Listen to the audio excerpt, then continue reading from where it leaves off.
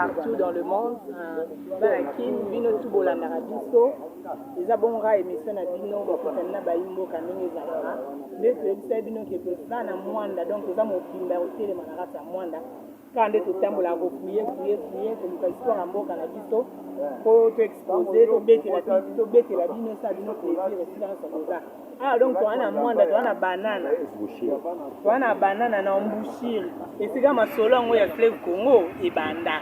Donc ah on est gros ba détail tout concernant Fleuve Congo na biso to lingaka.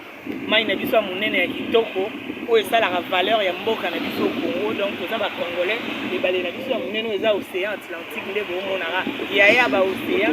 Donc o roto bo mona kuna na ngambo eza Fleuve Congo o bozo mona côté eza océan. Donc tout ça on a papa ndayebi masolo ngo bien expliquer biso pena ko kota na bozo ba détail pour bino tout bozwa ba histoire donc ba petit na biso ya poto boye ba rappeler histoire ya mboka bete eza occasion yango bo profiter bo mona mboka na bino na bilili bo tuna ra papa Kongo za ndenge ni ebele pe boye bilingala te mais bo tuna ba papa langila et ça la très bien donc pour les Congo Fleuve Congo de ka bona esi bino et sangana na océan Atlantique donc on est en embouchure donc ici quand on a masolo et banane quand on est en embouchure donc tous en a banane avec papa tous on va détailler délai pour comprendre. Bonjour papa. Merci papa. J'ai des c'est pas un problème. Ok. Alors je me présente. Moi je suis le lieutenant Yengue. Lieutenant Yengue, je suis un officier de la force navale à Banane. Je suis marin, je suis navigant. Comme je vécu longtemps à Banane, en tant que marin, navigant, un chercheur, un intellectuel, c'est moi l'historien de l'embouchure du fleuve Congo. Alors, nous sommes ici à la pointe de Banane. C'est ça la pointe de Banane, le lieu où nous sommes. Pourquoi la pointe? Parce qu'on venait dans le gros et nous sommes dans la pointe. C'est ça la pointe de Banane. Alors, s'il est lié ici à la pointe de Banane, j'accueille le professeur des universités du pays du monde, les étudiants aussi également, les étudiants aussi également, les ambassadeurs, les missions diplomatiques, mes officiers supérieurs et généraux du pays, les politiciens du pays, c'est-à-dire les ministres, les députés, les sénateurs et tout consort, les élèves aussi de l'école primaire et secondaire, ainsi que la population. Alors, nous sommes ici à la pointe de Banane. Les pierres que vous voyez ici, et d'autres pierres de l'autre côté au fond là-bas, la distance à 150 mètres, c'est notre pointe de Banane. Et les eaux ici que vous voyez, toutes ces eaux ici, ce sont les eaux salées de l'océan. Et de l'autre côté, c'est le bras du fleuve Congo. Le bras du fleuve Congo, mais ça subit l'influence des eaux de l'océan. Toutes ces eaux ici, c'est salé. Donc papa, si nous voyons bien que nous comprenons, de l'autre côté, autour on est à Mouindouane, on est à fleuve Congo et ça non, ça ce n'est pas le fleuve, ça c'est le bras du fleuve Congo. Je veux certainement vous signifier. Ouais. Ok. Alors, de l'autre côté, c'est le bras du fleuve Congo et qui continue, qui essaye un peu de faire move aux eaux de l'océan et qui continue de l'autre côté pendant 6 heures du temps. Et en face de nous, c'est Soyo, une ville angolaise. Mais les eaux sont salées aussi. Tandis que les 2 km au centre, ce sont les eaux douces du fleuve Congo en provenance de Boma et continuent à couler jusqu'à 135 km au niveau de l'océan. Mais les eaux ici, ce sont les eaux salées de l'océan. Ok. Alors, observons un peu les 2 km du fleuve Congo. Au centre là-bas, vous voyez comme une ligne. Cette ligne au centre là, qui continue en couleur un peu chocolat là, qui continue. Cette ligne qui continue au fond là, ce sont les eaux douces du fleuve Congo, mais les eaux ne sont pas salées. Oh là là, c'est quel miracle. Ok, observons un peu la carte. La partie ici, on va en parler. Oui. Observons un peu la carte. La partie ici, qu'on a peint en jaune ici, c'est la nationale numéro 1. La nationale numéro 1, le kilomètre 0, c'est ici à Banane. Lorsque vous quitterez Banane, vous serez à Mwanda, à Boma, à Matadi, à Kinshasa, à Bandundu, au Kasai, au Katanga, jusqu'à Kasumbalesa. Kasumbalesa, c'est la frontière du Congo et la Zambie. De Lubumbashi à Kasumbalesa, la distance à 92 km. De Banana maintenant à Kasumbalesa, la distance à 3259 km. 3259 km, Banana, Kasumbalesa. Nous revenons encore à la pointe de Banana ici. De Banana à Soyo, la distance c'est 8 km. Au niveau de 8 km, les eaux se sont subdivisées en 3 parties. Le 3 km vers Soyo, les eaux salées de l'océan.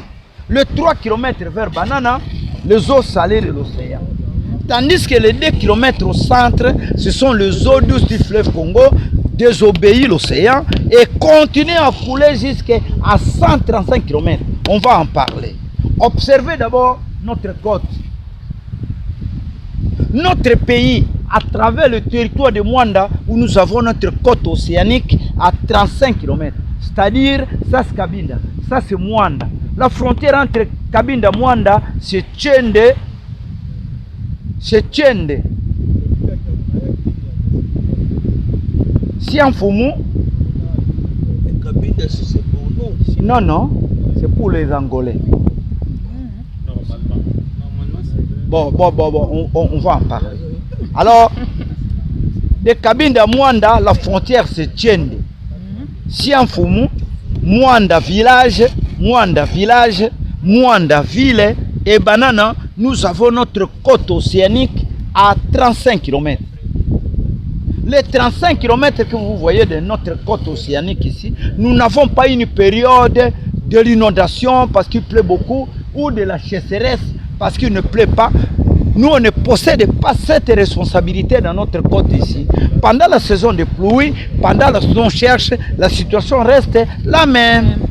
Mais ce que nous voyons chaque jour ici, ce sont les eaux de l'océan.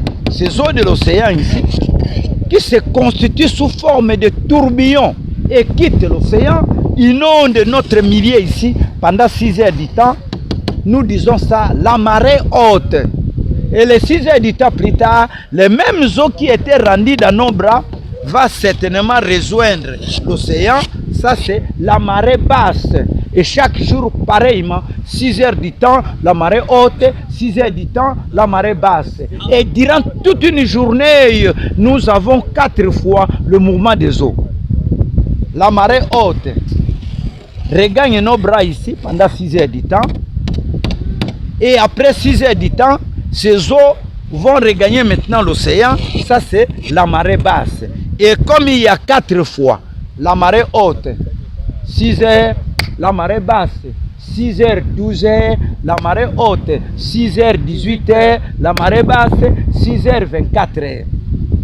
C'est-à-dire 6 heures, 12 heures, 18 heures, 24 heures. Et dans la même circonstance, il y a aussi un décalage. Si aujourd'hui, la marée haute était à 8 heures, le demain serait 9 heures, le lendemain 10 heures, 11 heures. Pourquoi ce décalage d'une heure du temps la veille, lorsque les eaux quitteraient l'océan pour rejoindre nos bras ici pendant 6 heures du temps, après 6 heures du temps, ferait 15 minutes de repos. 15 minutes de repos. Et ensuite, la marée haute, la marée basse. Et les eaux rendues aussi à la marée basse, après 6 heures du temps, feraient aussi 15 minutes de repos. Et ensuite, la marée haute. Et c'est là pendant 4 fois. La marée haute, la marée basse, la marée haute, la marée basse.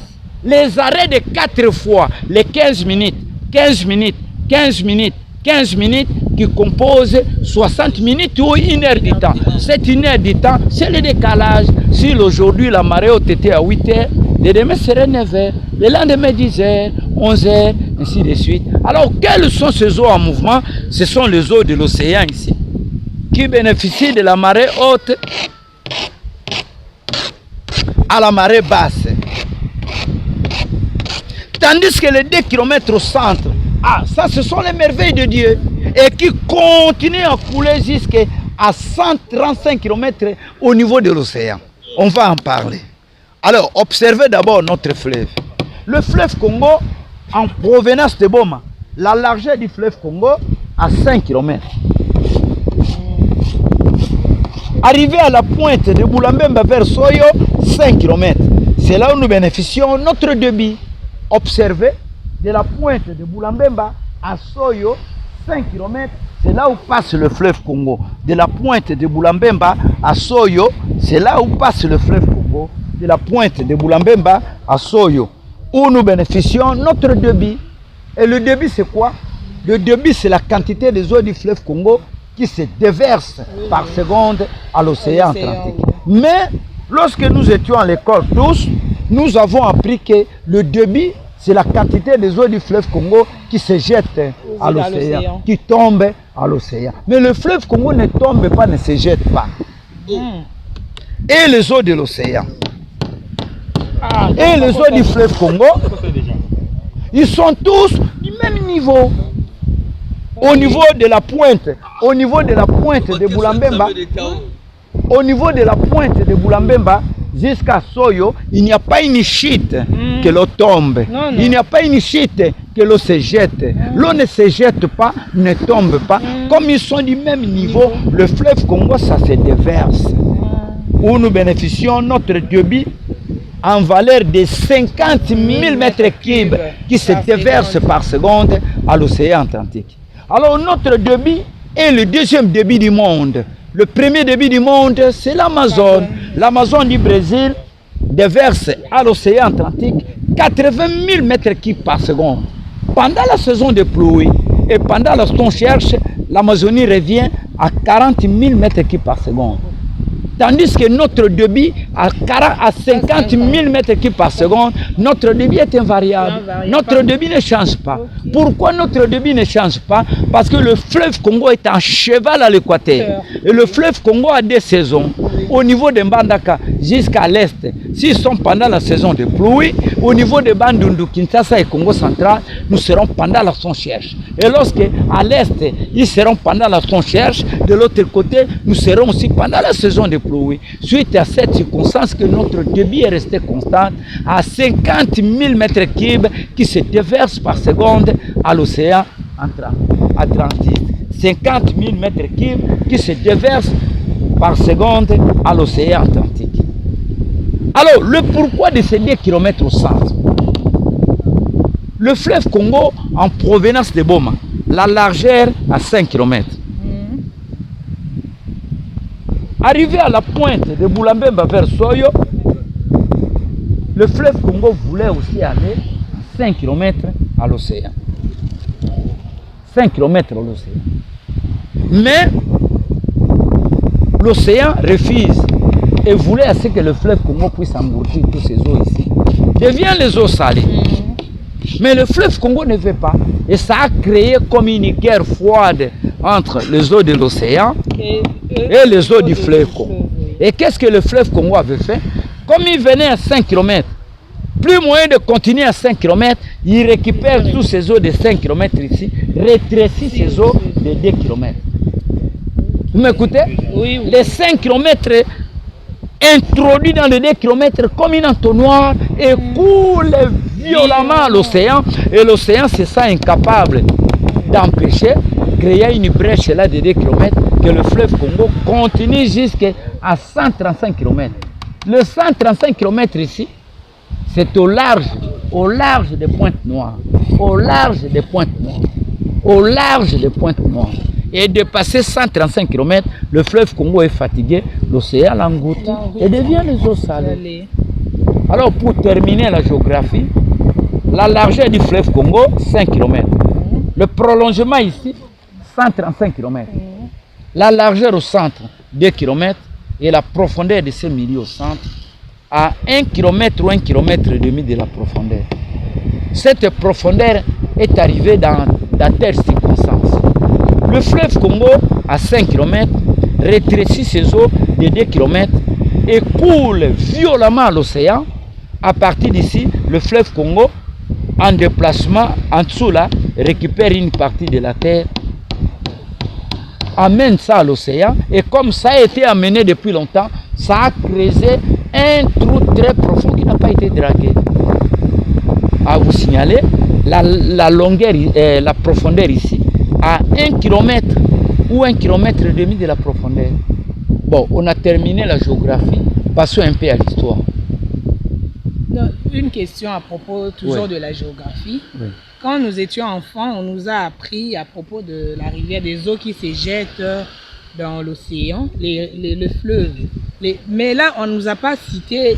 Là, pendant notre marche aussi, nous avons découvert qu'il y a aussi une rivière, je ne sais pas si je peux le classer parmi les fleuves ou quoi, qui est de l'autre côté, mais qui se jette aussi dans l'océan. Mais dans l'histoire, on n'a pas cité le nom de Lukonde, je crois.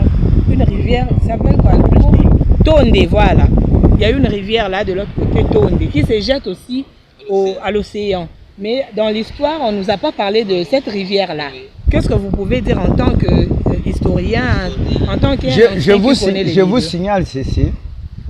Tonde que vous voyez, ce n'est même pas un affluent. Ce n'est même pas un affluent. C'est plutôt un ruisseau. Un ruisseau qui venait de Mwanda même ici pour se déverser à l'océan. Cette histoire est minimisée par non. Et cette histoire est minimisée par le monde, par les Congolais, par les natifs de Mwanda, que c'est le fleuve. C'est comme un ruisseau. C'est ainsi que ça a été minimisé au monde. Mais nous avons notre petit fleuve ici, c'est Chilwango, vers Kabinda là-bas. Nous avons le fleuve de Chilwango qui est certainement connu, mais notre rivière de Tonde là n'était pas signifiée. Mais c'est aussi un moment, comme on dit dans notre hymne national, on dit debout Congolais, debout Congolais. C'est aussi un moment pour nous les Congolais de se mettre aussi debout, de revaloriser notre pays et avec tous ses talents. C'est aussi un moment, je ne sais pas, qu'est-ce que vous pouvez dire? C'est aussi un moment, une intervention de votre part. J'ai compris de ce que vous venez de me dire, mais c'est une situation qui est peut-être observer ça au niveau de nos autorités, au niveau de la situation scolaire, pour mettre l'acte en question en valeur. Oui, parce qu'on a vu aussi des mangroves là qui sont aussi une richesse. Mais les mangroves, vous serez maintenant observés à l'histoire. Nous sommes quatrième, comme on le dit, nous sommes quatrième au monde. Là, nous ne sommes pas encore arrivés à l'histoire, mais en parlant de la géographie, quand même, nous avons pris ce temps-là. Il y avait une question, et pas papa, Linga, posez-moi une question. Moi, je voulais poser une question. J'ai déjà été visiter cette tonde-là que vous dites là. Géographiquement, on dit toutes les eaux qui jettent dans l'océan sont des fleuves. Mais pourquoi maintenant vous négligez Tonde? Si nos ancêtres ont oublié cette rivière, que vous appelez rivière, mais actuellement, il y a eu découverte. Comment? Puisque quand on parle de l'embouchure, il y a eu des gens qui sont passés pour la première fois voir là où les océans et le fleuve se croisent. On en parlait d'embouchure. Mais maintenant, pour Tonde que vous avez oublié dans le temps, il y a toujours évolution, puisque la géographie évolue. Oui. Nécessairement, c'est un fleuve. Quand vous parlez de Chilwango, ce sont des eaux qui se jettent dans l'océan. Chilwango, c'est vers Landana là-bas, vers Kabinda, jusqu'à Tchela, fleuve Chilwango. Pourquoi fleuve? Puis ça se jette dans l'océan. Oui. Tonde aussi se jette dans l'océan. Il y a moyen de rectifier, informer à la population que voilà, il y a un fleuve qu'on avait oublié dans le temps, que nous avons découvert à notre période, qu'on injecte ça dans la géographie, puisque la géographie évolue. Oui. Dans le temps, je m'excuse. Ce sont les éducateurs qui doivent s'occuper de cette responsabilité. Les éducateurs, les enseignants qui doivent certainement mettre cette histoire en valeur. Donc si vous parlez de... En tant que chercheur, je ne parle pas des enseignants. Les enseignants enseignent ce qu'ils auront découvert auprès des chercheurs. Diego Kao n'était pas enseignant, mais c'est quelqu'un qui a promené partout au monde, il a découvert beaucoup d'histoires.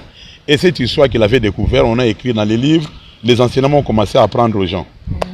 Tel qu'à l'Équateur, à l'époque, on disait qu'il n'y a pas de saison sèche. Il pleut tous les jours de l'année. Mais moi, pour la première fois, je suis allé découvrir l'Équateur, il y a eu des pluies il y a eu la sécheresse au mois de janvier. Même les Équatoriens disaient que mais vous êtes venus de Kinshasa, vous avez amené votre saison sèche ici. Donc la géographie évolue. La géographie évolue. Comme Tonde, vous avez découvert. J'ai à vous signifier que Tonde que vous voyez, si ça n'a pas été mis en valeur, parce que pendant la période de la marée basse, Tonde n'est presque pas observé. On voit que comme il y a quelques 30 minutes, 30 mètres,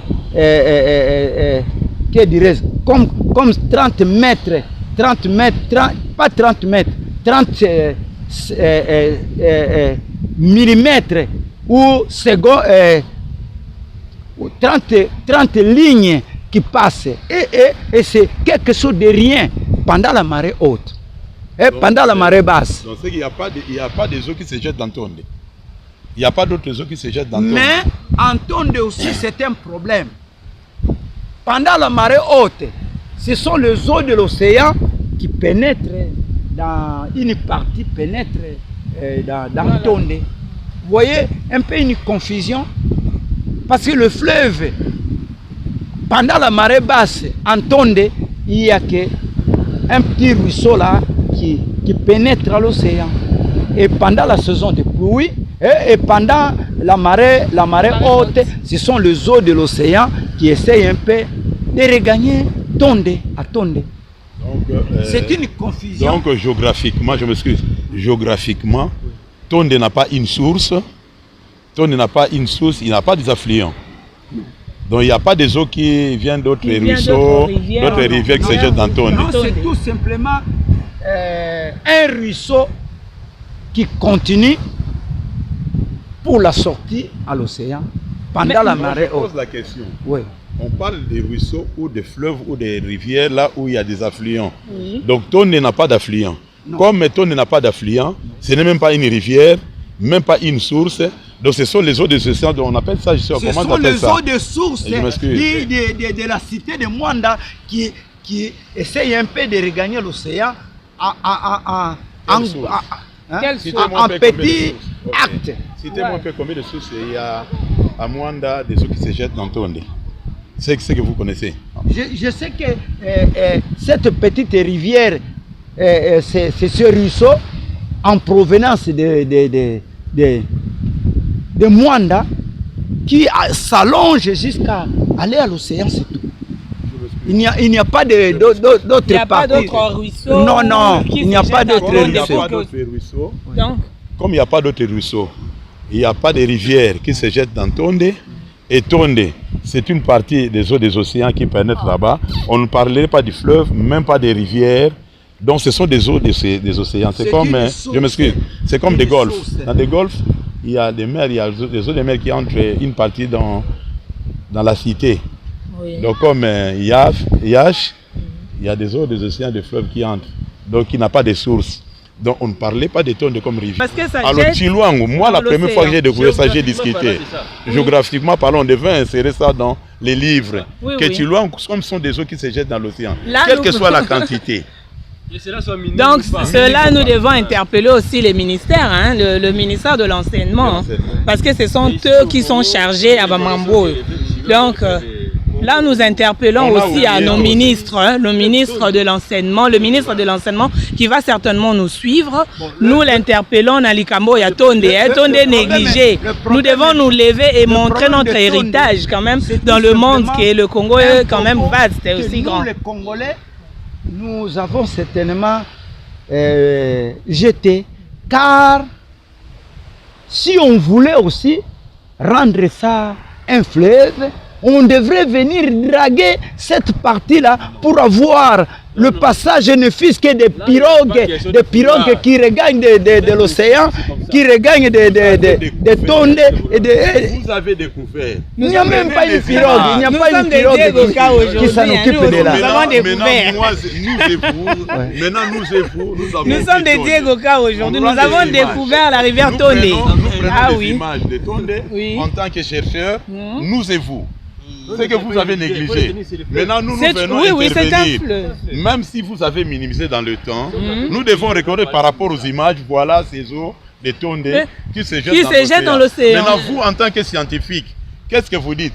Selon l'histoire, selon la géographie, toutes les eaux qui se jettent dans l'océan sont des fleuves. Donc au Congo, vous avez omis un fleuve que nous avons découvert, Tondé, qu'on doit lancer dans des livres.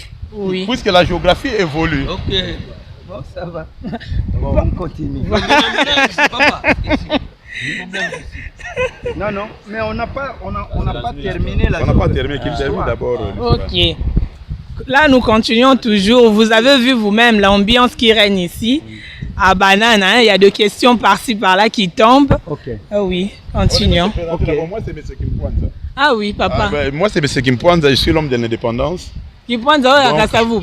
M. Kimpwanza, mon nom est significatif. Je suis né le 30 juin 1960, le jour de l'indépendance. Ah oui. Donc, mon nom est le 30 juin, mon nom est liberté, mon nom est indépendance. Mais Kikongo, Kimpwanza. Donc, je suis né le 30 juin. En tout cas, c'est un plaisir pour nous de vous rencontrer. Donc, je suis maintenant à Boma, à Mwanda, nous sommes dans le cadre des business. Ok, retournons à notre cher papa qui nous explique maintenant l'histoire. Voilà, l'histoire du Congo toujours. L'histoire de notre embouchure du fleuve Congo, c'est la découverte de l'embouchure du fleuve Congo par Diego Cao. Alors, qui fit Diego Cao? Diego Cao fit de la nationalité portugaise. Celui-là, à cette époque-là, le moteur, la machine, était encore inexistant au monde. Mais Diego Cao veut fabriquer son navire en voile. Le navire en voile, le navire sans moteur. Le navire de l'époque de Jésus. Le navire à l'époque de Jésus, c'est ainsi que en Europe, Diego Cao avait eu une mission internationale de venir explorer l'Afrique comme c'était un explorateur. Comme c'était un explorateur. Et qu'est-ce que Diego Cao avait fait?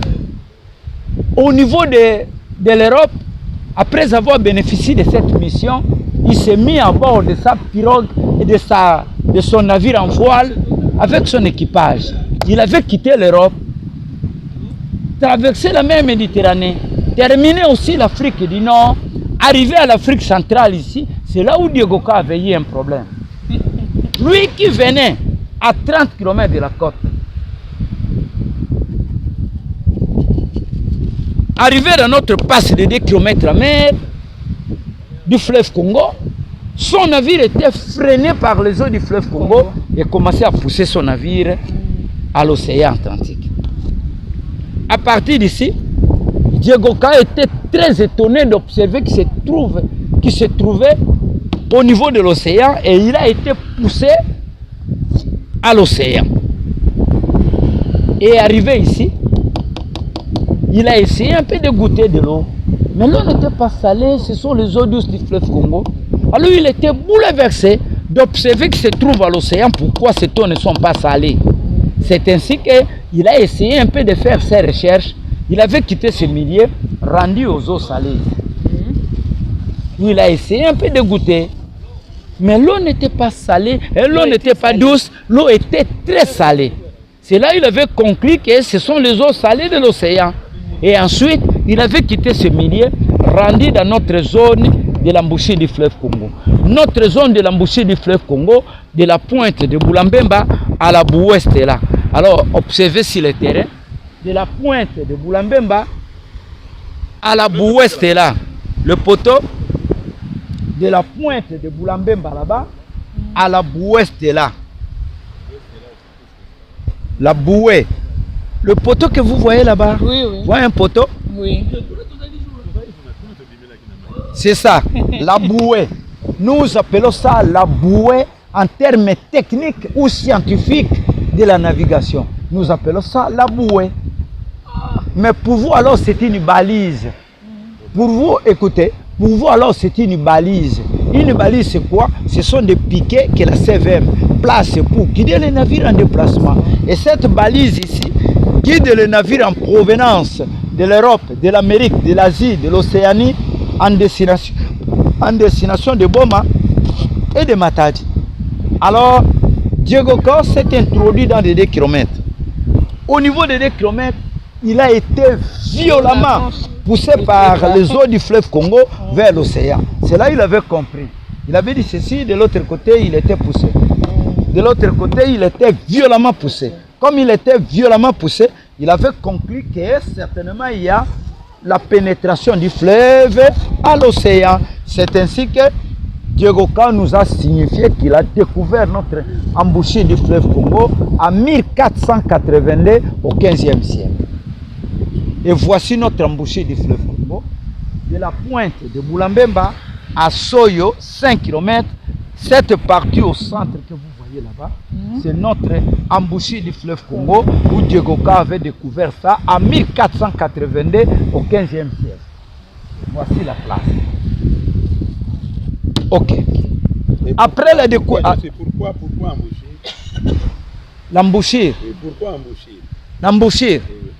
C'est une partie des eaux qui est aussi versée vers l'océan. Puisqu'il y a une séparation des eaux salées et des eaux non salées. Quand il a découvert ça là, c'était salé et puis non salé, il a compris que c'était l'embouchure. Puisque comme là c'était non salé, c'est salé. Et de là il a compris non, c'était l'entrée ou la sortie du fleuve ou des océans. Donc les eaux qui se mêlent.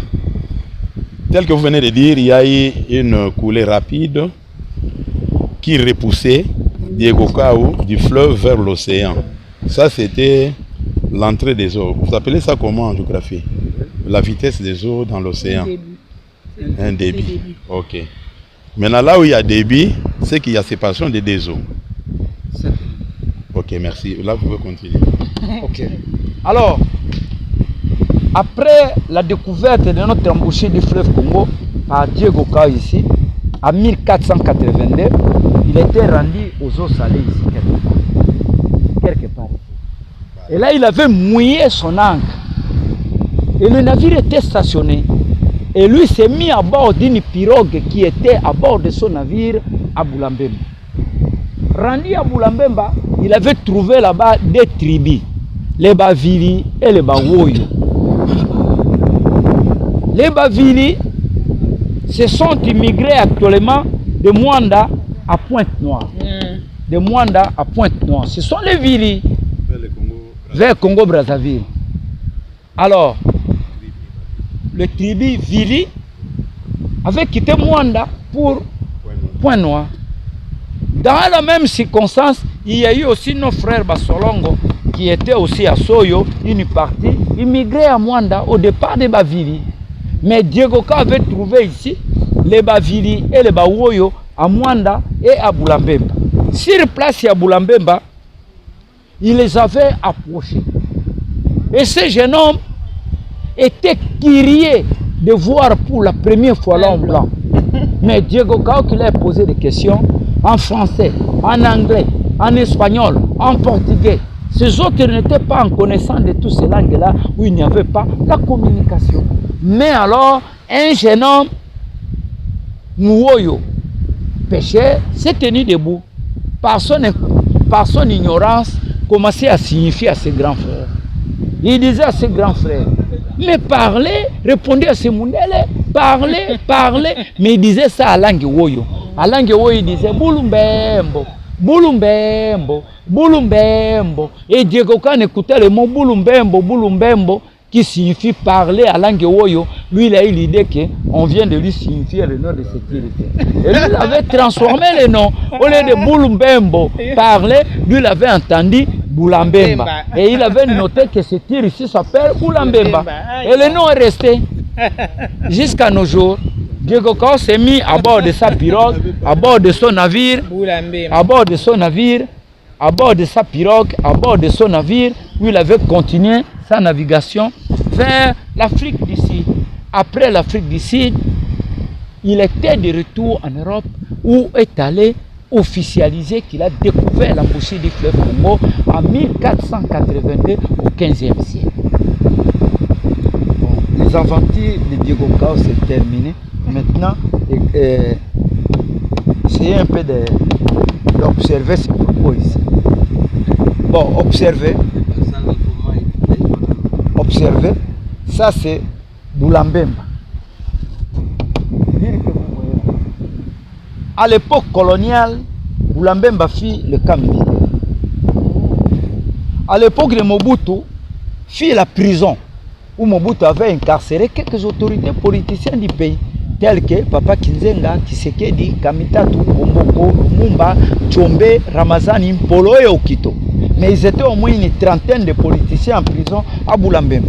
Actuellement, la prison n'existe plus, le camp militaire n'existe plus. Nous n'habitons plus ici, nous sommes ici à Banane. Mais nous venons de recevoir les ordres que les marins pourraient encore regagner Boulambemba. Mais ça reste que des vétustes des habitations. Il y a lieu d'améliorer. Ok. Alors, Tompo. Les arbres, vous voyez là-bas au fond, là. Oui? Oui. Oui. C'est ça. Tompo. Tompo, c'est un îlot. Un îlot, c'est le minuscule de l'île. Cet îlot ici est appelé Tompo. Le contour de cet îlot ici est de 10 km. Cet îlot ici, bientôt on va draguer cet îlot ici, enlever cet îlot ici. C'est ici où serait notre port en eau profonde de Banana.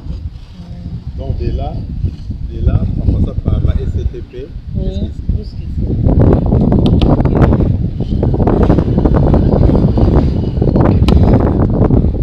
Ok. Alors, Banana. Banana, vous voyez, à cette époque-là, il y a eu la présence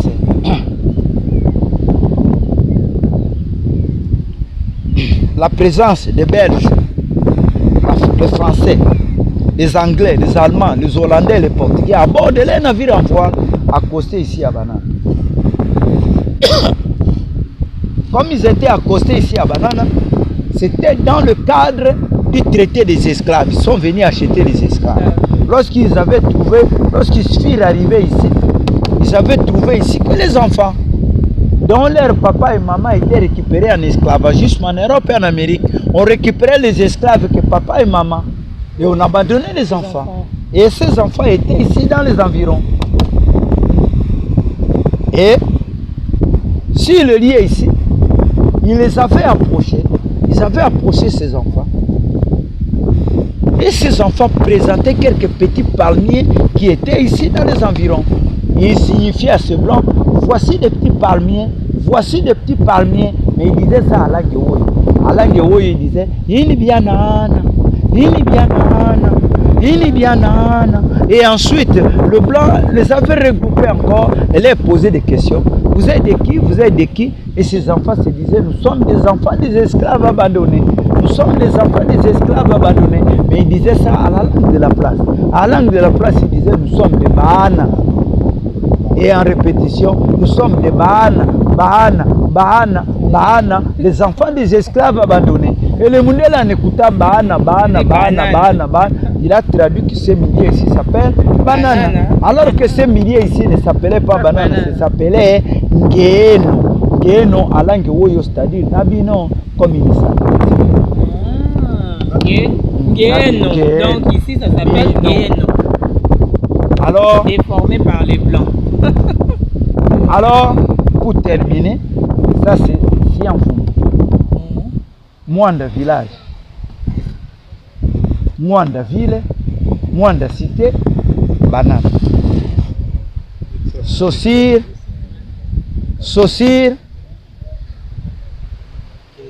îlot de Tompo, île de Boulambemba, îlot de Nkatu, de Fumukilembe, de Kimwabi central, village Kimwabi, village Teva, village Malela, village Katala. Cette partie de la terre ici, le pays a hérité ça, notre parc marais de mangroves, contrôlé par l'ICCN. L'ICCN, c'est l'Institut congolais de conservation de la nature. C'est protégé, on ne peut plus exploiter. Ça devient le domaine international à la disposition de l'UNESCO. Mais alors, en dessous de ces mangroves, il y a jugement du pétrole qui n'est pas... Les domaines internationaux. Oui. Les domaines internationaux. Oui. Alors, en dessous de ces mangroves, il y a jugement du pétrole qui n'est pas encore exploité. Oh. Bon, on a terminé. Voilà, comme nous vous l'avons annoncé tantôt, à propos de histoire, nous avons parlé de la géographie, bano bazana bandaku, baza partout na poto, bisika nyonso bolanda biso. D'après géographie, histoire, il y a mboka na biso Congo et ça livre vraiment kitoko. Maintenant là, nous sommes presque arrivés à la fin de notre émission, à la fin de notre entretien.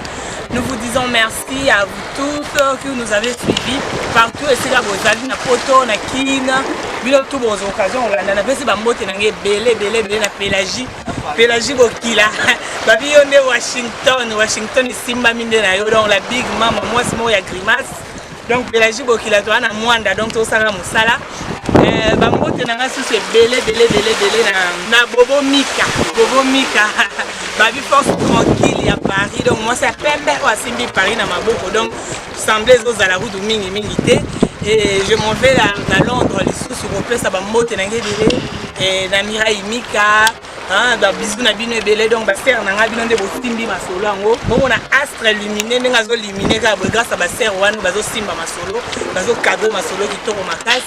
Je dis encore un grand merci à toute l'équipe technique, mon équipe technique qui me soutient, ba héros dans l'ombre, le Seigneur, pour amour na raté malamba bilili kitoko de bozo mon na Jésus qui ne kitoko na rata mwanda donc grâce ya JP Dieu mais le Seigneur JP Dieu mais le Seigneur ya bilili. Donc bah, gros bisous à toi, bah, gros bisous à mon DG Daniel Mizana Boga, DG Moroya Boga. Je dis encore un grand merci à notre pasteur l'apôtre Martin pour s'arrêter de soutenir Bana Septaï Mobimba. En tout cas, je dis encore un grand merci. Donc vous belé. Donc Alain Sokoto na banero lobara Nzambe à Kenya. Donc babi na Kenya boss azara moko.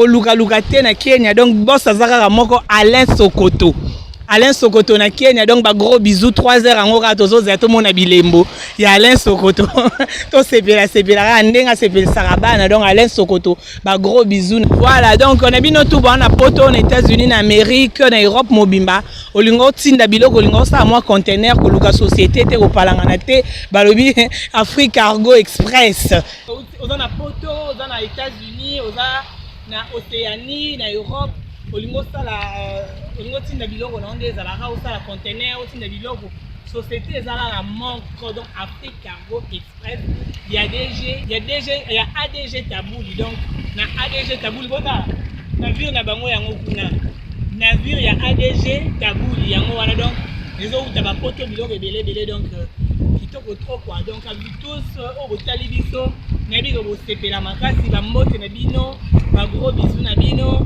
en tout cas to suki wana ko na lelo au revoir biso to kei